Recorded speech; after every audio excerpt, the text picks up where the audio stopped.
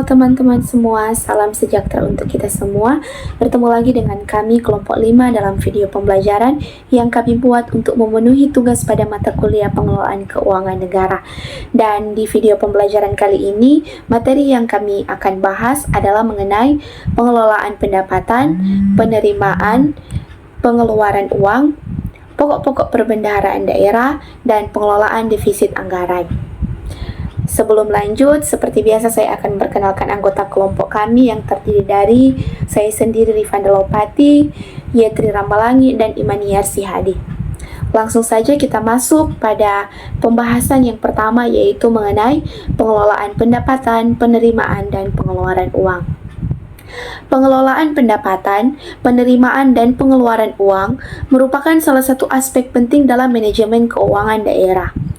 Pendapatan daerah merupakan sumber pembiayaan penting bagi pemerintah daerah, sehingga pengelolaannya harus dilakukan dengan baik dan efektif agar dapat memaksimalkan penerimaan daerah. Pengelolaan pendapatan daerah dapat dilakukan dengan beberapa cara. Yang pertama, meningkatkan efektivitas dan efisiensi pajak daerah. Yang kedua, pungutan retribusi. Yang ketiga, hasil pengelolaan kekayaan daerah yang dipisahkan. Dan yang keempat, sumber pendapatan lainnya. Selain itu, pengelolaan utang daerah juga menjadi faktor penting dalam pengelolaan pendapatan daerah. Utang daerah harus dikelola dengan hati-hati dan cermat agar tidak menimbulkan risiko yang tidak diinginkan. Penerimaan uang daerah juga harus dikelola dengan baik dan efektif untuk memastikan penggunaan uang daerah yang optimal. Pengelolaan kas daerah, piutang, dan utang harus dilakukan secara transparan dan akuntabel untuk mencegah adanya penyelewengan atau tindakan korupsi yang merugikan keuangan daerah. Sementara itu, pengeluaran daerah juga harus dikelola dengan baik dengan memperhatikan prinsip efektivitas dan efisiensi penggunaan uang daerah. Pengeluaran uang daerah harus dilakukan sesuai dengan prioritas dan kebutuhan yang telah ditetapkan, serta dilakukan dengan penuh disiplin dan pengawasan yang ketat. Dalam keseluruhan pengelolaan pendapatan, penerimaan dan pengeluaran uang, prinsip transparansi, akuntabilitas, dan disiplin dalam pengelolaan keuangan daerah sangat penting untuk memastikan penggunaan uang daerah yang optimal dan terhindar dari risiko yang tidak diinginkan. Di Indonesia sendiri, pengelolaan keuangan daerah diatur oleh beberapa peraturan, di antaranya Undang-Undang Nomor 23 Tahun 2014 tentang Pemerintah Daerah, Peraturan Pemerintah Nomor 58 Tahun 2005 tentang Pengelolaan Keuangan Daerah, Peraturan Menteri Dalam Negeri Nomor 20 Tahun 2018 tentang Pedoman Pengelolaan Keuangan Daerah, Peraturan Menteri Keuangan Nomor 183/PMK 02/2007 tentang tata cara pengelolaan keuangan daerah, dan peraturan daerah setiap provinsi atau kabupaten kota. Peraturan-peraturan tersebut yang telah saya sebutkan tadi mengatur prinsip-prinsip pengelolaan keuangan daerah, termasuk pengelolaan pendapatan, penerimaan, dan pengeluaran uang, serta memberikan pedoman teknis bagi pemerintah daerah untuk melaksanakan tugas tersebut secara efektif dan efisien. Kemudian masuk pada pembahasan yang kedua, yaitu pokok-pokok perbendaharaan daerah. Dimulai dari pengertian, perbendaharaan daerah ini merupakan salah satu bagian penting dalam sistem keuangan daerah. Perbendaharaan daerah ini bertugas mengelola kas daerah, menerima dan membayar uang daerah, serta mengelola sumber daya keuangan daerah secara efektif dan efisien. Kemudian ada pun beberapa pokok-pokok perbendaharaan daerah yang perlu diperhatikan. Yang pertama ada penerimaan kas daerah. Perbendaharaan daerah bertanggung jawab untuk menerima semua penerimaan kas daerah, baik yang bersumber dari pendapatan asli daerah atau PAD, atau dan transfer dari pemerintah pusat maupun sumber lainnya. Kemudian yang kedua, pengeluaran kas daerah. Perbendaharaan daerah bertanggung jawab untuk mengeluarkan kas daerah untuk membayar semua pengeluaran yang telah ditetapkan oleh pemerintah daerah. Kemudian yang ketiga, penyimpanan dan pengelolaan kas daerah. Perbendaharaan daerah juga bertanggung jawab untuk menyimpan dan mengelola kas daerah secara aman dan efisien agar dapat digunakan kapan saja sesuai dengan kebutuhan. Kemudian yang keempat, ada penerbitan surat perintah membayar atau SPM. Di sini perbendaharaan daerah juga bertanggung jawab untuk menerbitkan SPM sebagai dasar untuk melakukan pembayaran atas pengeluaran yang telah ditetapkan. Kemudian yang kelima, penyusunan laporan keuangan daerah. Perbendaharaan daerah juga ini bertanggung jawab untuk menyusun laporan keuangan daerah yang mencakup laporan neraca, laporan laba rugi, laporan arus kas, serta laporan keuangan lainnya yang diperlukan. Kemudian yang terakhir, pengendalian dan pengawasan intern.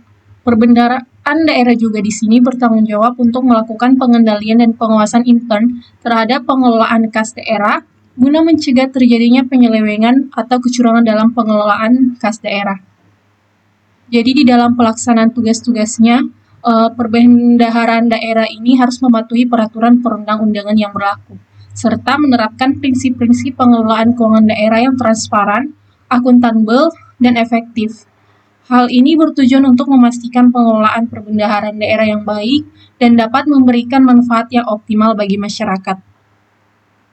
Kemudian, pokok-pokok perbendaharaan daerah ini diatur oleh beberapa peraturan, di antaranya ada Undang-Undang Nomor 17 Tahun 2003 tentang Keuangan Negara, yang mengatur tentang pengelolaan negara termasuk pengelolaan keuangan daerah.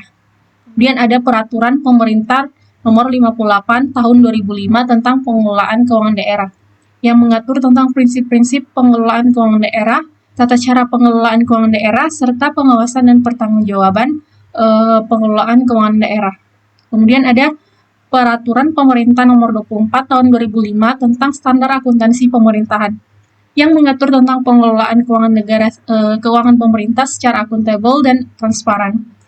Selanjutnya ada Peraturan Menteri Keuangan Nomor 200/PMK 07/2012 tentang tata cara pengelolaan kas daerah, yang mengatur tentang pengelolaan kas daerah termasuk pengelolaan kas di bank, pembiayaan sementara, dan penempatan dana kas daerah. Kemudian Peraturan Menteri Dalam Negeri Nomor 109 Tahun 2011 tentang pengelolaan keuangan daerah, yang mengatur tentang tata cara penyusunan APBD, pelaksanaan APBD, dan pertanggungjawaban pelaksanaan APBD. Selain itu, terdapat juga beberapa peraturan lainnya yang mengatur tentang aspek-aspek tertentu di dalam pengelolaan keuangan negara, seperti peraturan tentang pajak daerah, peraturan tentang retribusi daerah, peraturan tentang pengadaan barang dan jasa, dan lain sebagainya. Selanjutnya yang ketiga yaitu pengelolaan defisit anggaran. Defisit anggaran terjadi ketika penerimaan anggaran lebih kecil daripada pengeluaran anggaran pada suatu periode tertentu.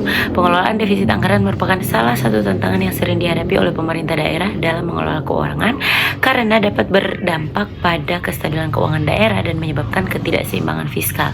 Berikut ini adalah beberapa langkah yang dapat dilakukan untuk mengelola defisit anggaran. Yang pertama, evaluasi kebijakan fiskal, di mana pemerintah daerah harus mengevaluasi kebijakan fiskal yang telah dilaksanakan untuk mengidentifikasi penyebab defisit anggaran dan menentukan tindakan yang diperlukan untuk mengurangi defisit tersebut. Yang kedua, peningkatan penerimaan anggaran, di mana pemerintah daerah dapat meningkatkan penerimaan anggaran dengan melakukan upaya-upaya seperti meningkatkan pendapatan asli daerah, memperkuat kerjasama dengan pihak swasta, atau melakukan inovasi dan mengelola sumber daya daerah.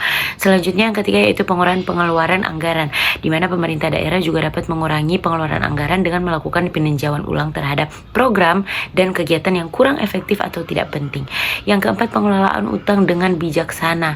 Jika pengeluaran anggaran tidak dapat dikurangi atau penerimaan anggaran tidak dapat ditingkatkan, maka pemerintah daerah dapat mempertimbangkan untuk mengambil utang. Namun pengelolaan utang harus dilakukan dengan bijaksana dan memperhatikan ketersediaan sumber daya keuangan di masa depan.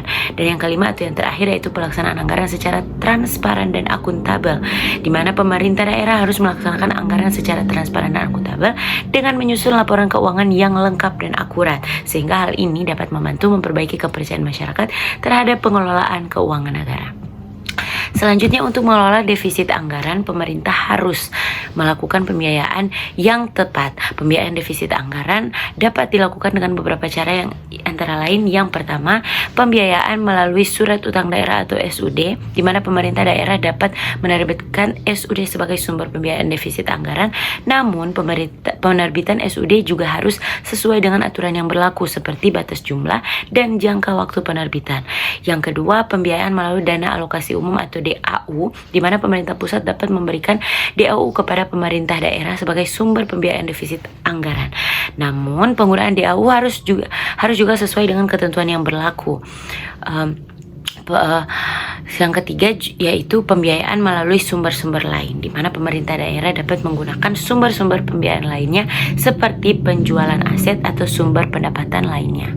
Nah, selain itu pemerintah daerah juga harus melakukan pengawasan yang ketat dalam pengelolaan defisit anggaran agar tidak terjadi penyalahgunaan atau pemborosan anggaran, sehingga hal ini dapat dilakukan dengan cara melakukan monitoring dan evaluasi terhadap pelaksanaan anggaran serta melakukan tindakan preventif dan korektif terhadap pengelolaan keuangan daerah. Oleh sebab itu, dalam pengelolaan defisit anggaran, pemerintah daerah juga harus memperhatikan ketentuan-ketentuan yang diatur dalam peraturan perundang-undangan seperti batas jumlah defisit anggaran yang diperbolehkan dan tata cara pembiayaan defisit anggaran.